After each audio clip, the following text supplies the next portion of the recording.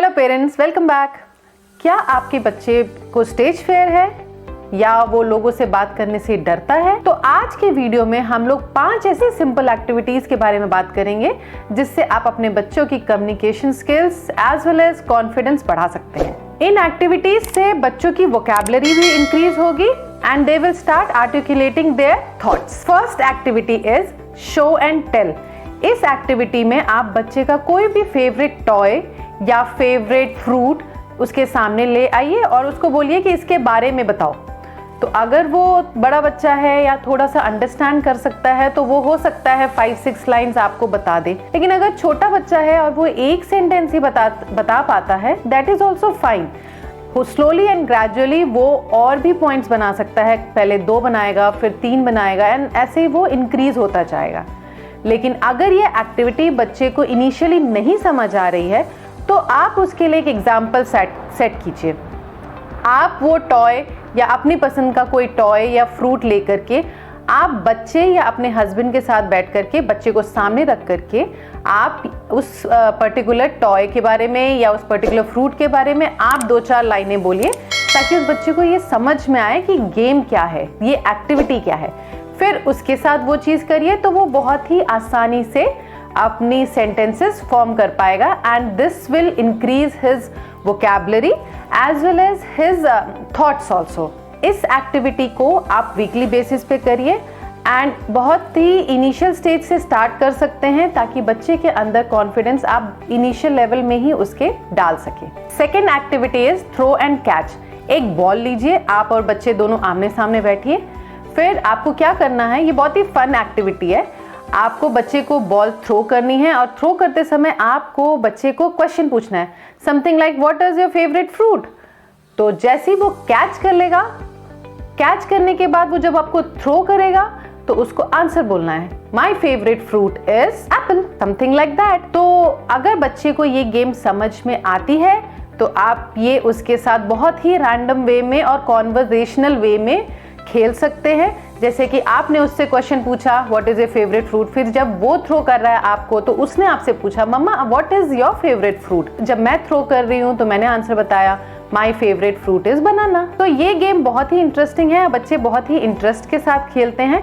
लेकिन अगर बच्चे को ये गेम इनिशियली नहीं समझ में आ रही है तो आप स्टार्ट कीजिए अपने हस्बैंड के साथ या अपने किसी भी फ्रेंड के साथ या फैमिली मेंबर के साथ, ताकि बच्चे को ये समझ में आए कि इसको प्ले कैसे करना है। फिर आप देखिएगा कि ये बहुत ही इफेक्टिव होता है बच्चों के लिए कॉन्वर्सेशनल स्किल्स को डेवलप करने के लिए। इस पर्टिकुलर एक्टिविटी का बेनिफिट सबसे बड़ा ये होता है कि they get the speed in their speech. Third activity is picture reading.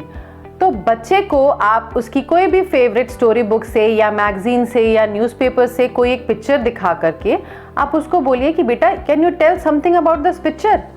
हो सकता है वो पिक्चर देख करके उसको कुछ आइडियाज आए। जैसे कि आपने सपोज एक बॉय का फोटो दिखाया जो बास्केटबॉल खेल रहा है, तो maybe they will answer मम्मा the boy is playing basketball, ये टीम में था, ये इसके साथ बास्केटबॉल का चैंपियनशिप चल रहा है, समथिंग लाइक दैट रैंडमली।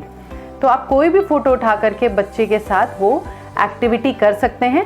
लेकिन सेम चीज़ यहाँ पर भी लागू होती है। अगर बच्चे को ये चीज़ नहीं अंडरस्टैंडेबल है इनिशियली तो आप कोई भी बच्चे को बोलिए कोई भी एक पिक्चर दो मुझे, तो वो आपको कोई भी एक पिक्चर देगा। फिर आप उस पिक्चर को देख करके आप इलैबोरेट करिए कि इससे पहले क्या हुआ था और इस पिक्चर में क्या हो रहा है और इसके बाद क्या होने वाला है। तो ऐसे 2-3 पिक्चर अगर आप करेंगे, उसके बाद अगर आप बच्चे से पूछेंगे तो वो बहुत ही इजीली वो भी दिमाग लगा करके बहुत ही प्यारी सी कॉन्वर्सेशनल स्टोरी बना सकता है। इस एक्टिविटी का बेनिफिट ये होता है कि बच्चे क्रिएटिवली सोचने लगते हैं, दे स्टार्ट थिंकिंग क्रिएटिव।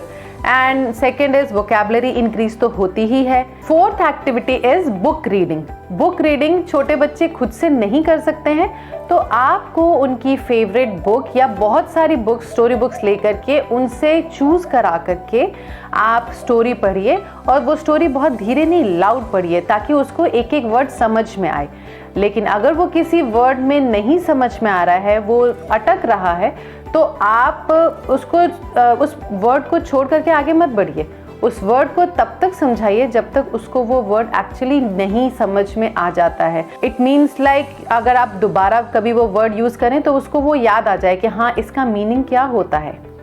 और इस चीज़ को करने के लिए जैसे कुछ वर्ड्स आपको पता चल गए कि वो उसको नहीं समझ में आ रहा है, तो आप अपने डे टू डे एक्टिविटीज़ में या डे टू डे लाइफ में वो वर्ड यूज़ करते रहें उसको समझाने के बाद। और उसके बाद आप वही सेम बुक बच्चे को दे करके बोले अब तुम पढ़ो इस स्टोरी को, अब तुम मुझे ये स्टोरी सुनाओ। तो इसका क्या बेनिफिट होगा, बच्चे की मेमोरी बहुत शार्प होगी, उसको वो याद आएगा कि मम्मा ने इस पिक्चर पे क्या स्टोरी बताई थी और इस पिक्चर पे क्या हुआ था। रिकलेक्ट करने की कोशिश करेगा कि मम्मा ने क्या बोला था, मम्मा ने क्या स्टोरी बताई थी। प्लस वो अपने और एडिशनल पॉइंट्स भी उसमें ऐड करेगा क्योंकि वो उसकी खुद की सेल्फ इमेजिनेशन है पूरी की पूरी। इसमें बच्चे की मेमोरी शार्प होगी और उसकी कम्युनिकेशन स्किल्स स्ट्रांग होंगी क्योंकि वो कंटिन्यूसली एटलीस्ट 5 मिनट्स तो स्टोरी को बताएगा ही। Fifth point is online classes and courses. अगर आपको लगता है कि बच्चा मेरा नहीं कम्युनिकेट कर पा रहा है या मैं टाइम नहीं दे पा रही हूँ, तो आप ऑनलाइन क्लासेस या कोर्सेज को भी ऑप्ट कर सकते हैं क्योंकि बच्चे की वोकैबुलरी और कम्युनिकेशन स्किल बढ़ाना बहुत ज़रूरी है। वो जब दूसरों को फेस करके बात कर सकेगा तब उसके अंदर वो सेल्फ कॉन्फिडेंस आएगा कि I can do anything and everything under this roof. So go ahead and enrol your kid and let them learn. तो आज का वीडियो यहीं एंड करते हैं। अगर आपको लगता है कि इसमें और भी कुछ पॉइंट्स ऐड हो सकते हैं तो डू लेट मी नो, हम अपने नेक्स्ट वीडियो में ज़रूर शेयर करेंगे। एंड अगर आपने हमारे चैनल को अभी तक सब्सक्राइब नहीं किया है तो kindly go to the subscribe button and subscribe my channel and bell icon पे क्लिक करना मत भूलिएगा ताकि आपको नोटिफिकेशन सबसे पहले जाए। सो तब तक के लिए take care and bye bye.